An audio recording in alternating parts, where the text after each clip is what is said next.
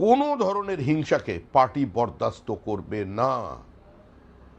যে যত বড়ই নেতা হোক না কেন, কোনো বিধায়কও যদি হয়, তার বিরুদ্ধেও ব্যবস্থা হবে।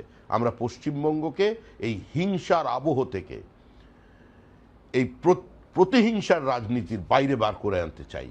আমাদের লক্ষ্য একটাই, পশ্চিমবঙ্গের উন্নয়ন, পশ্চিমবঙ্গে নতুন বিনিয়োগ, পশ্চিমবঙ্গে নতুন কর্মসংস্থান, পশ্চিমবঙ্গে মেধার প্রতিষ্ঠা, পশ্চিমবঙ্গ থেকে যারা চলে যাচ্ছেন বাইরে তাদের আটকানো, আর ঘরের ছেলেদের ঘরে ফেরানো। শ্রমিকদা, যেদিন রেজাল্ট বেরিয়েছিল সেদিন প্রধানমন্ত্রী বলেছিলেন কি এই যে রাজনৈতিক হিংসা, সেই সাইকেলটাকে তিনি পশ্চিমবঙ্গে চেঞ্জ করতে চাইছেন, এবং আপনিও কিছুক্ষণ আগে বলছিলেন কি এই রাজনৈতিক হিংসার খেলা শেষ করতে আপনারা চাইছেন।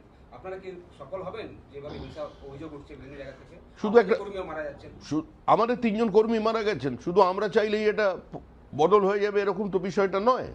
মানুষকে এগিয়ে আসতে হবে, সাংবাদিকদের এগিয়ে আসতে হবে, কোথাও কোনো বিচ্যুতি দেখলে সেটা জানাতে হবে। যে কোনো মূল্যে পশ্চিমবঙ্গের রাজনৈতিক সংস্কৃতির পরিবর্তন করতে হবে, না হলে ধ্বংস হবে পশ্চিমবঙ্গ।